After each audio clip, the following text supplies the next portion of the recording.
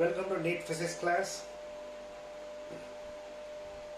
So before beginning the class, I wish you all success in your exam, NEET exam, and be doctors. இந்த வீடியோஸில் நீங்கள் என்ன பார்க்குறீங்க அப்படின்னா நீட்டுக்கான ஃபிசிக்ஸ் லெசனில் இருக்கிற some important questions. It is not exhaustive. Nobody can say this is exhaustive. இது மட்டும் நீங்கள் படித்தா போதும், நிச்சயமாக பாஸ் பண்ணிடுவீங்க அப்படின்றது எந்த இன்ஸ்டியூட்டும் சொல்ல முடியாது. So some problems we are discussing. அதே போல் மற்ற ப்ராப்ளம்ஸை நீங்கள் ப்ராக்டிஸ் பண்ணீங்க அப்படின்னா டெஃபினட்டாக you can be a doctor. Your dream will become true. I sincerely wish for that. இதுக்கு முன்னாடி வீடியோஸில் நம்ம units and measurements, motion in straight line and motion in plane, laws of motion இதெல்லாம் கவர் பண்ணியிருக்கேன். ஒரு 80 questions we had covered. இனி நம்ம பார்க்க போகிறது ஒர்க் எனர்ஜி பவர். அதில் இருந்து some problems. So now we go to question number 81. Question number 81. Work energy power of the chapter பார்க்கிறோம். A body of mass 10 kg begins to move under the action of a time dependent force. The force is depending upon the time. Time dependent force F vector equal to 2t I vector plus 3t square j vector newtons along xy axis. What power will be developed by the force at time t equal to 10 seconds? So 4 choice கொடுத்திருக்காங்க. Now you have to calculate power. What is the relation between the power and the force? Power என்றது rate of doing work. அது நமக்கு தெரியும். Rate of doing work. Work done by time அல்லது energy by time அப்படின்னு சொல்லலாம். ஆனால் இங்கே கொடுத்துக்கிறது F கொடுத்துருக்காங்க, பவர் கேட்குறாங்க. ஏதாவது ஃபார்முலா இருக்கா? Do you remember now? Can you recollect from your memory? Power அப்படின்றது ஃபோர்ஸ் F dot V அப்படின்னு ஒரு ஃபார்முலா இருக்கு. Power equal to F dot V. Vன்றது வெலாசிட்டி. F கொடுத்துருக்காங்க, வெலாசிட்டி தரல. அப்போ என்ன பண்ணுறது? ஒர்க் டன் போகிறதுக்கும் நமக்கு சான்ஸ் இல்லை. ஏன்னா F இன்ட்டு அது டிஸ்பிளேஸ்மெண்ட் வரணும். ஸோ ஒர்க் டன் பண்ணுறதுக்கு தெரியல. டைம் கொடுத்துருக்காங்க. ஒர்க் டன் தெரிஞ்சதுன்னா ஒர்க் டன் பை டைம் அப்படின்னு போட்டு பவர் கண்டுபிடிச்சிடலாம். பட் ஒர்க் டன் பண்ணுறதுக்கு சான்ஸ் இல்லை. Okay, another formula we have is power is equal to F dot V. இந்த V எனக்கு இப்போ தெரியாது. அந்த V எப்படியா கண்டுபிடிச்சிட்டோம் அப்படின்னா we can go for that. கொஞ்சம் நீங்கள் யோசிச்சு பாருங்கள், ட்ரை பண்ணி பாருங்கள், நானும் ட்ரை பண்ணுறேன். then we will check up our answers. Solve பண்ணிட்டீங்களா? சால்வ் பண்ணியிருந்தா இஸ் குட். அதர்வைஸ் பாருங்கள். பவர் இஸ் ஈக்குவல் டு நம்ம என்ன சொன்னோம்? Force dot V, scalar product of force and velocity. இப்போ ஃபோர்ஸ் நம்ம என்ன சொன்னோம்? Rate of change of momentum அப்படின்றது ஞாபகத்தில் வருது. அதில் வி வெலாசிட்டி இருக்கிறதுனால நமக்கு வெலாசிட்டி வேணும், அதுக்காக இந்த ஃபார்முலா போகிறோம். Force is nothing but rate of change of velocity, that is mv, differentiation of that with respect to t. But mass is constant. Another mass will be dv by dt. But what is dv by dt? F by m. What is f given? What is m given? 10 kg. So f by m பண்ணிடும். இது dv by dt. அப்போ v வேணும்னா என்ன பண்ணணும்? We have to integrate this part. Integrating dv, integrating this part. இதை எழுதியிருக்கேன். Integration 2t t power 1 t power 2 by 2 வரும். அந்த 2 கேன்சல் ஆகிடுச்சு. இங்கே t ஸ்கொயர் இன்டெகிரேட் பண்ணிங்கன்னா t cube by 3 அந்த 3 போயிடும். அதாவது t square I t cube j divided by 10 அப்படின்றது velocity. Now let us apply the formula power is equal to F dot V. So F vector நமக்கு தெரியும், V vector நம்ம கண்டுபிடிச்சிருக்கோம். I dot I ஞாபகம் வச்சுக்கோங்க, 1 J dot J 1 for non-mass students.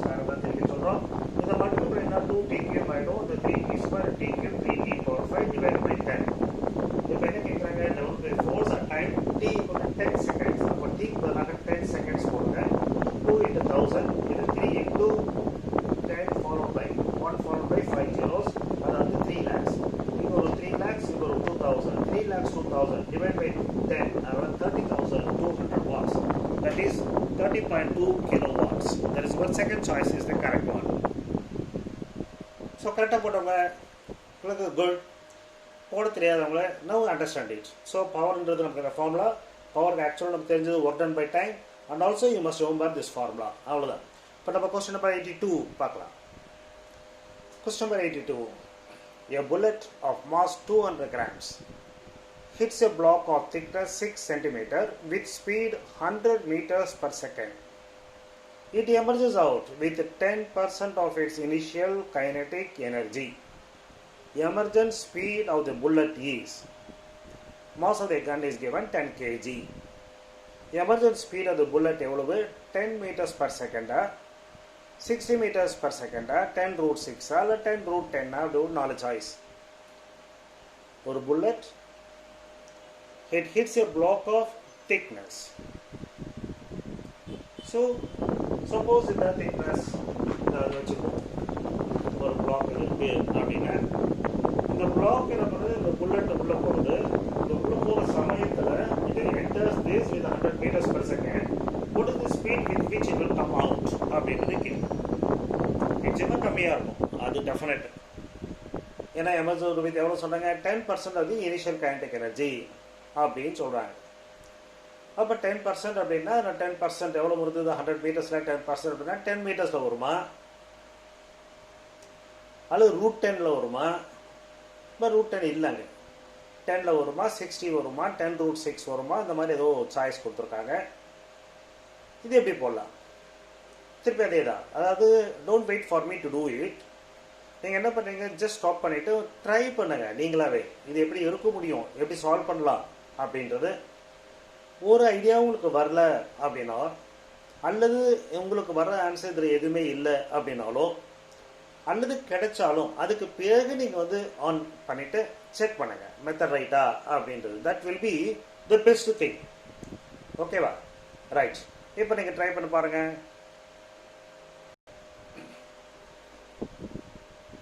Very easy one. Kinetic energy கண்டுபிடிங்க. Initial kinetic energy at the time of entering the block.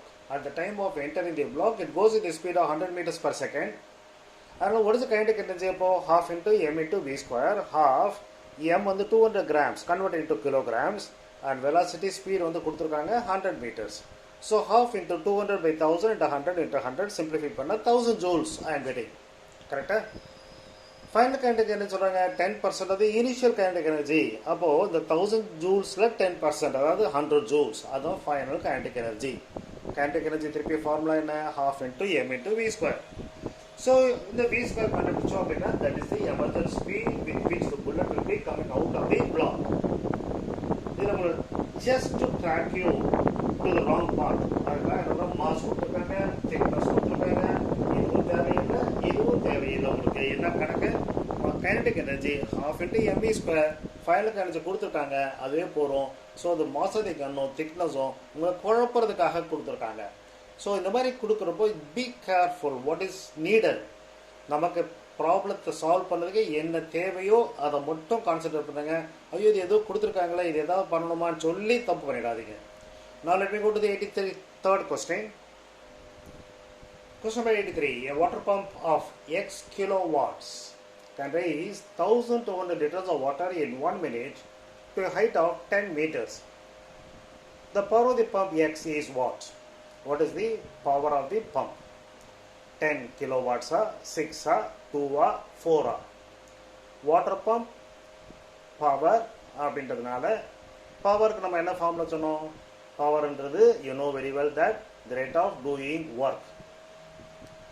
rate of doing work அப்படின்றது என்ன சொல்லலாம், இந்த கேஸ் ஆஃப் வாட்டர் பம்ப் அப்படின்றப்போ என்னது, இந்த பம்ப் தண்ணியை மேலே அந்த டேங்கில் கொண்டு போயிட்டு ஸ்டோர் பண்ணி வைக்கிறது. So the work done is converted into potential energy. So work done இந்த கேஸில் பொட்டன்ஷியல் எனர்ஜி, அப்புறம் பவர் டைம் கொடுத்துருக்காங்க, we can do it. கரெக்டாக? இப்போ ட்ரை பண்ணுங்க பார்க்கலாம். So the work done by the motor is stored as potential energy. Potential is the formula நமக்கு தெரியும் mgh.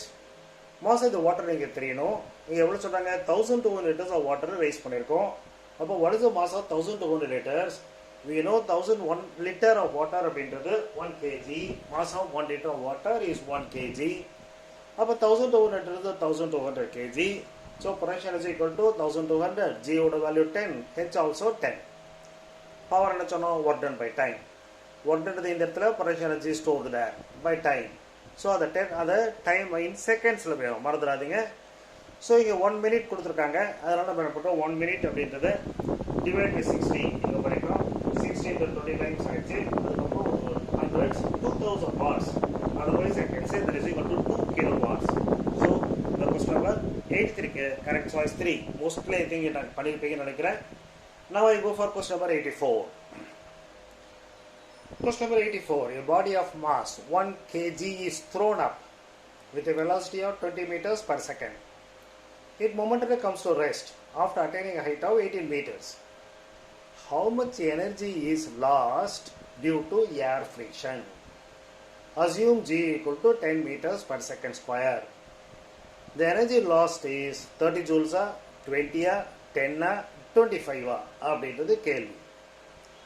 கொஸ்டினை திருப்பி படிச்சு பாருங்க. ஒரு பாடி ஒரு மாஸ் 1 kg த்ரோ பண்றீங்க. அப்படி த்ரோ பண்றப்ப என்ன ஆகும் டெஃபினட்டா it will come to rest after reaching the maximum height. அது உங்களுக்கு ப்ராப்பர்ட்டி நல்லா தெரியும். இங்க என்ன சொல்றாங்க momentarily comes to rest. Okay after attaining a height of 18 meters. இதெல்லாம் ஓகே. ஆனா how much energy is lost? அது எப்படி கண்டுபிடிக்கிறது? how much energy is lost இல்லையா? அப்படியே ஒரு டவுட் வருது இல்லையா உங்களுக்கு? ஒன்றும் இல்லை, வெரி சிம்பிள் தான். யோசிச்சு பாருங்க. இப்போ நான் போட்டு காமிக்கிறேன் அப்படின்றத அப்புறமா செக் பண்ணிக்கோங்க. The body is thrown up with a velocity 20 meters சொல்லியிருக்காங்க. அப்போ what is the kinetic energy? Kinetic energy equal to half into m into v square. That is the initial kinetic energy of the body.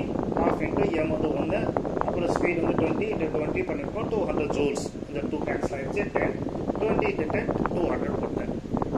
இப்போ என்ன ஆகும் அப்படின்னா இந்த பாடி நம்ம throw பண்ணுறப்போ kinetic energy குறைஞ்சிட்டே வரும். After reaching the maximum height kinetic energy கம்ப்ளீட்டாக ஜீரோ ஆகிட்டு பொட்டன்ஷியல் எனர்ஜியாக மாறிடும் அட் தி மேக்ஸிமம் ஹைட்டில். ஸோ அதுக்கு ப்ராப்பர்ட்டி நான் எழுதியிருக்கேன். அவ்வளோதான். This is not kinetic energy loss. சரியா? Generally kinetic energy loss is equal to potential energy gain. So what is the potential energy at the height of 18 meters என்றதை பார்க்கணும். Potential energy at the height of 18 meters m into g into h. m 1 g 10 h வந்து 18 180 joules.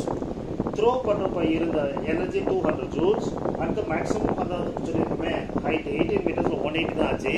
அப்போது எவ்வளோ energy loss ஆகிருக்கு 200 minus 180 20 joules. அது loss ஆகிருக்கு due to friction. அந்த friction இல்லாமல் இருந்ததுன்னா அதான் நம்ம யூஸ்வலாக பண்ணுறது. இதை கன்சிடர் பண்ணுறது இல்லை. Energy loss due to air friction நம்ம பண்ணுறது இல்லை. ஜென்ரலி நம்ம என்ன கேட்போம் what is the maximum height it will reach? Maximum height it will reach will be equal to 20 meters. ஏன்னா அப்போ தான் உங்களுக்கு 200 joules வரும், அதே எனர்ஜி வரும் அப்படின்றதுனால.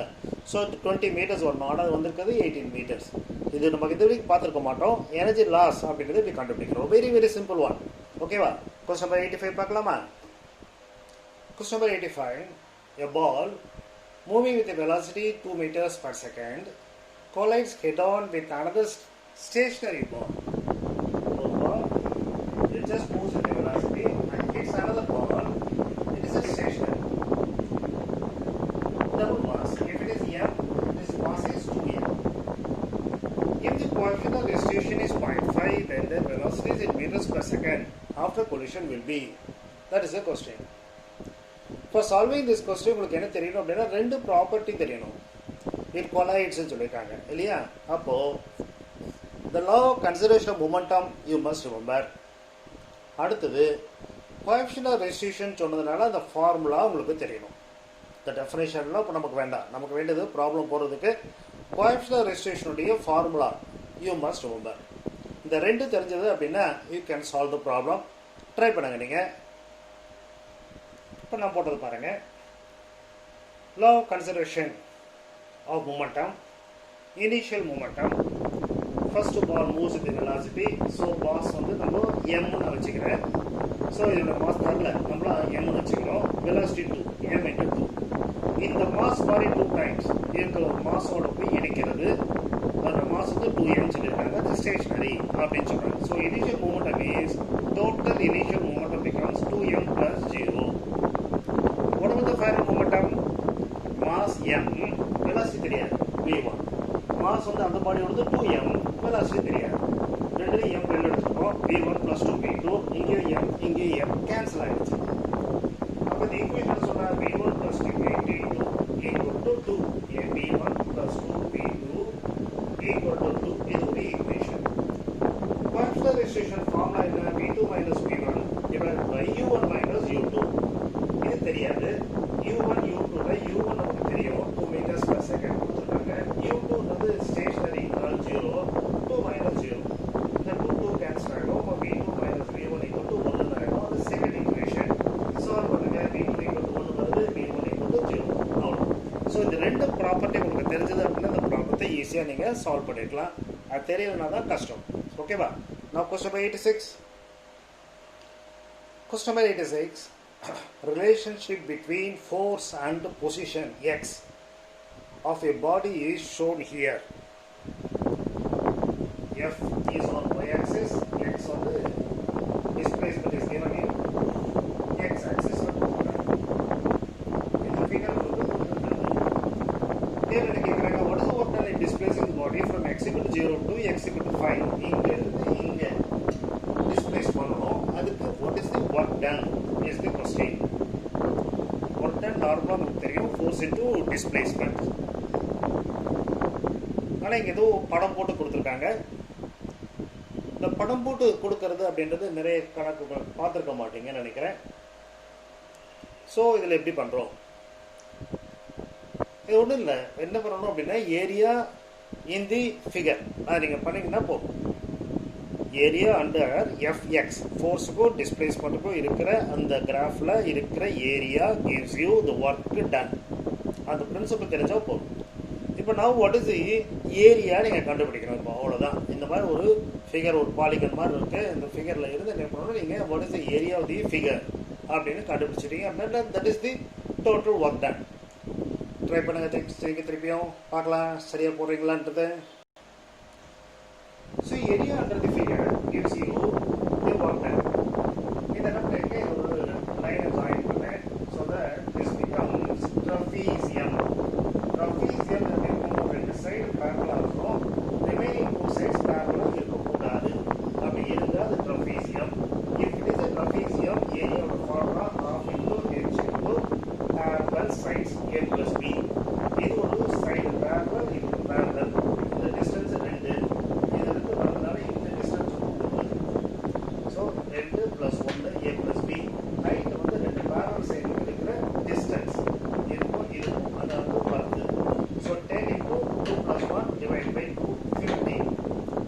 அடுத்து nothing but இது ஒரு side இருக்கு, ஒரு 4 cm. இது ஒரு 5 இருக்கு. அதாவது rectangle, length and breadth 1 into 5. இங்கே உங்களுக்கு பார்த்தீங்கன்னா 3 to 4 இது ஒரு யூனிட். இங்கே இருந்து பார்த்தீங்கன்னா ஒரு 5 யூனிட்ஸ். அதாவது 1 into 5, 5. அடுத்தது triangle, half into base into height. இது base ஒன்று, height வந்து 10 போட்டோம். ஸோ இதை ஆட் பண்ணி டக்குன்னு 15, 20, 25, 30 ஜோன்ஸ் ஒன்று இருக்கு அப்படின்னா தப்பு. ஏன் தப்பு? ஏன்னா இது வந்து below X axis. Below X axis அப்படின்னா நீங்கள் மைனஸ் பண்ணணும். அப்போ என்ன ஆகும்? அந்த -5 + 5 பண்ணி டோட்டல் வேல்யூ 20 ஜோன்ஸ் வரும். That is the answer. ஓகேவா? பிலோ எக்ஸ் ஆக்சிஸ் அப்படின்னா ஏரியாவை மைனஸ் பண்ணுறீங்க, எபோவ் எக்ஸ் ஆக்சிஸ் நல்லதையும் ஆட் பண்ணுறீங்க. அவ்வளோதான் இந்த பிரின்சிபல். இந்த மாதிரி கிராஃப் கொடுக்குறப்போ. இப்போ கொஸ்டின் நம்பர் 87 பார்க்கலாம். Question number 87. If the momentum is decreased by 20%, then kinetic energy will decrease by to what extent? Momentum குறையிறது. Momentum என்றது mass into velocity. Kinetic energy என்றது half into m into v square. அப்போ momentum குறையிறப்போ velocity டெஃபினட்டாக குறையும். எவ்வளவு குறையும்? அதுதான் கேள்வி. இப்போ மொமெண்டம்க்கும் கைனடிக் எனர்ஜிக்கும் என்ன ரிலேஷன் அப்படின்றது கொஞ்சம் நீங்கள் ரெக்கார்ட் பண்ணிட்டீங்க அப்படின்னா you can do this problem. So அதை மனசில் கொண்டு வாங்க, கொண்டு வந்துட்டு ட்ரை பண்ணுங்கள். ஆன்சர் என்ன வருதுன்னு பார்க்கலாம். What is the relation between kinetic energy and momentum? Kinetic energy formula நமக்கு half into m into v square தெரியும். Multiply and divide by m. நம்ம பண்றது என்னமோ அது m square v square ஆகும். mv லோ whole square போட்டு கீழே 2m. mv என்றது என்ன? momentum. momentum நம்ம என்ன சிம்பிள் யூஸ் பண்றோம் p. அதனால என்ன பண்றோம் p square அங்க போட்டு கீழே 2m. So kinetic energy என்றது p square by 2m. இமிடியேட்டா நீங்க டெரைவ் பண்ணிடலாம். ஒரு பெரிய கஷ்டமே இல்லை. இப்போ ஃபார்முலா போடலாம். kinetic energy by kinetic energy 2 அப்படின்றது சரி இப்போ போறோம் p1 square by 2m p2 square by 2m m லாம் கேன்சல் ஆகுது 2 கேன்சல் ஆகுது. So p1 square by p2 square அப்படி வரும். இனிஷியல் மூமெண்ட்டை நம்ம 100 வச்சுக்கலாம். டிக்ரீஸ் பை 20 அதனால 80% வந்து p2 அப்படி எடுத்துக்கிறோம். இனிஷியல் மூமெண்டம் 100 ஃபைனல் மூமெண்டம் 20% கம்மியா இருக்கு அதனால 80%. இதை சிம்பிளிஃபை பண்ணீங்கன்னா 5 by 4 அது ஸ்கொயர் பண்ணணும் 25 by 60. இது ke1 by ke2 equal to this. Cross product பண்ணா 16 times of the initial kinetic energy equal to 25 times of the final kinetic energy. அப்போ what is the final kinetic energy? 16 by 25 of the initial kinetic energy. Initial kinetic energy நீங்க 100 வச்சுக்கீங்க அப்படின்னா 16 by 25 of 100 அதாவது 4 times ஆகும் 4 into 6 64%. So there is an answer for 64%. So the answer is D. அப்படின்னா தப்பு. என்ன பண்ணிருக்கோம்? kinetic energy அது எப்படி என்னன்னு சொல்லியிருக்கோம். நம்ம கேட்கறது என்ன kinetic energy எவ்வளவு குறையும். ஸோ ஆரம்பத்தில் 100 இருந்தது இப்போ 64 இருக்கு. அப்போ எவ்வளவு குறைஞ்சிருக்கு? It has decreased by 36%. 100 minus 64. So சில சமயம் ஸ்டூடெண்ட்ஸ் என்ன பண்றாங்க அப்படின்னா எல்லாத்தையும் போட்டுறாங்க. போட்டு 64 வந்தவுடனே they jump to the answer. There is an answer also to trap you. அதை பார்த்தோடனே 64ன்னு போட்டுறாங்க. ஸோ கேள்வியை நல்லா படிச்சுக்கோங்க. kinetic energy எவ்வளவு குறையும்? இட் இஸ் டிக்ரீசிங் அப்படின்னால அந்த பார்ட் எங்க பார்க்கணும் 100 minus 64 அப்படி பண்ணாதான் கரெக்ட். ஓகேவா? now 88th question பார்க்கலாம். Question number 88. A bomb is kept stationary at a point. It suddenly explodes into two fragments of masses 1 gram and 3 gram. If the total kinetic energy of the fragments is 8 into 10 power 4 joules, then what is the kinetic energy of the smaller fragment? Okay va? இது எப்படி பண்றோம்? நம்ம சின்ன கணக்கு டக்குன்னு முடிச்சிடலாம். m1 v1 equal to m2 v2. The total momentum is conserved. Initial momentum 0, final momentum also must be 0. m1 v1 plus m2 v2 should be 0. Or m1 v1 equal to minus of m2 v2. And the minus வந்து velocity தான் வரும். அதனால rough magnitude-க்காக m1 v1 equal to m2 v2 அப்படின்னு பண்ணிருக்கேன். And what is m1 v1? m1 by m2, sorry. m2 therefore v2 by v1. m1 by m2 value 1 by 3. So 1 by 3 என்னது v2 by v1. அப்போ v1 by v2 அப்படின்றது reciprocal. Kinetic energy formula half into m into v1 square. So first initial ஒரு gram இது half into m1 by v1 square, half into m2 by v2 square. இது m1 by m2. அது இங்க சொல்றது இது 3 grams by 1 by 3 போட்டோம். 1 gram 3 gram. இது v1 by v2 ன்றது 3 by 1 சொல்லிருக்கோம். அதனால 3 by 1 whole square போட்டோம்னா 3:1 வருது. ஆக இந்த kinetic energy எப்படி இருக்கணும்? எந்த ரேஷியோல 3:1 ல இருக்கணும் அப்படின்னு கண்டுபிடிச்சிட்டோமா? what is the total kinetic energy? 8. அப்ப 8ன்றது எப்படி இருக்கணும்? 6 joules ஒன்று இருக்கணும். இன்னொன்று 2 joules இருக்கணும். சின்ன fragment will move with more kinetic energy. Therefore, we can say that it is 6. டக்குன்னு முடிச்சிடலாம். So smaller fragment kinetic energy 6 இருக்கும். The bigger one உடையது 2 joules இருக்கும். 2 into 10 power 4 joules. Question number 89 போலாம். Question number 89. A particle moves from a point to a vector minus 2a vector plus 5j vector to 4j vector plus 3k vector where a force of 4i plus 3j Newton is applied. What is the work done? Work done நமக்கு நல்லாவே தெரியும். force into displacement. இப்போ f வெக்டார்ல கொடுத்திருக்காங்க. வெக்டார்ல force into displacement அப்படின்றப்போ you must be very careful. dot product cross product. work done அப்படின்னா dot product. இதுவே dark அல்லது momentum அப்படி சொல்லியிருந்தாங்கன்னா கிராஸ் ப்ராடக்ட். இது டாட் ப்ராடக்ட்டை நீங்கள் யூஸ் பண்ணணும். டிஸ்பிளேஸ்மெண்ட் கண்டுபிடிங்க. ஃபோர்ஸ் இன்டு டிஸ்பிளேஸ்மெண்ட் பண்ணுங்க. ஆன்சர் ஈஸியாக வந்துடும். Very simple problem. 2016 கேட்டிருக்காங்க நீட்டில். ஸோ டிஸ்பிளேஸ்மெண்ட் கண்டுபிடிங்க. Second vector minus first vector பண்ணிவிட்டு கேர்ஃபுல்லாக ஐ வெக்டாரோட ஐ வெக்டார், ஜே வெக்டாரோட ஜே வெக்டார், கே வெக்டாரோட கே வெக்டார். பண்ணிட்டு டிஸ்பிளேஸ்மெண்ட் உங்களுக்கு கிடைக்கிறது 4j இருக்குது 3k இங்கே மைனஸ் ஆஃப் மைனஸ் 2i இங்கே 4j minus 5j minus j plus 3k ஒட்டனுக்கு f dot d 4i plus 3j அப்படின்றது ஃபோர்ஸு டிஸ்பிளேஸ்மெண்ட் கண்டுபிடிச்சிருக்கோம். Remember i dot i 1 j dot j is 1 அதனால் அது மட்டும்தான் வரும் 4 into 2 அப்புறம் 3 into minus 1 minus 3 5j. Now question number 90 பார்க்கலாம் இப்போ. So the last problem for this video, question number 90. When a spring is stretched by 2 cm, it stores 100 joules of energy. If stretched by further 2 cm, the energy stored will be increased by how much? Work done by spring equal to energy equal to k into x square by 2. X is the distance through which it is stretched. K is the force constant. இப்போ u is kx square by 2. அப்போ u1 by u2 is kx1 square by 2, kx2 square by 2 and k by 2 cancel ஆகிடும். ஏன்னா k constant. ஒரு particular spring அப்படின்னா k constant தான் இருக்கும். அதனால k வந்து வராது, 2 வராது, ரேஷியோவில் x1 square by x2 square வரும். இது வந்து 2 cm and 4 cm கொடுத்துருக்காங்க. ப்ராப்பராக நீங்கள் ப்ளஸ் 2 போகிறதா வந்து இதெல்லாம் போடணும். இங்கே இந்த 100 கேன்சல் ஆகிடும். அதனால் நீங்கள் ஈஸியாகவே நீங்கள் என்ன பண்ணலாம், சிம்பிளி இப்போ right 2 by 4 the whole square அப்படின்னு சொல்லலாம். மல்டிப்ளைலாம் பண்ணாமல் அப்புறம் என்ன ஆகும், 1 by 2 the whole square அதாவது 1 by 4 அப்படி வரும். இது u1 by u2ன்றது 1 by 4 4u1 is equal to u2 ஆகிடும். அது ஃபைனல் எனர்ஜி இருக்கு. நான் ஸ்டிச் பண்ண பிறகு another 2 cm ஸ்டிச் பண்ண பிறகு அது எனர்ஜி எவ்வளோ இருக்கும் அப்படின்னா 4 times of the initial one. அது ஃபர்ஸ்ட் போல 400 ஜூல்ஸ் இருக்கும். கேள்வி 400 இல்லை, எவ்வளோ இருக்கும், எவ்வளோ ஜாஸ்தியாக இருக்கும்ன்றாங்க. 400 joules is the final energy. ஆரம்பத்தில் வந்து 100. Therefore, the answer is 300 joules is the increase in energy. இந்த கணக்கும் அதே போல தான். இந்த இன்க்ரீஸ் கவனிக்காமல் நீங்கள் போட்டுட்டீங்க அப்படின்னா 4 மார்க் போகிறது மட்டும் இல்லாமல் 1 மார்க் நீங்கள் கஷ்டப்பட்டு சேர்த்த 1 மார்க்கும் போயிடும். ஸோ கேள்வியை நல்லா கவனிங்க, கவனிச்சுட்டு அதுக்கப்புறமா அப்ரோச் பண்ணுங்க. ஹோப் ஐ ஹாவ் கிளியர்டு இந்த 10 கணக்கையும் உங்களுக்கு சாட்டிஸ்ஃபேக்ஷனாக எக்ஸ்பிளைன் பண்ணியிருக்கேன்னு நினைக்கிறேன். இதே மாதிரி ப்ராப்ளம் வந்தால் நாளைக்கு உங்களால் போட முடியும். ப்ராக்டிஸ் பண்ணுங்கள் more problems. Some more problems we will see in the next video. Again, my best wishes to all of you to become doctors. Thank you for watching. And பிடிச்சதுன்னா ஷேர் பண்ணுங்கள் உங்கள் friends கூட. நீங்களும் subscribe பண்ணுங்கள்.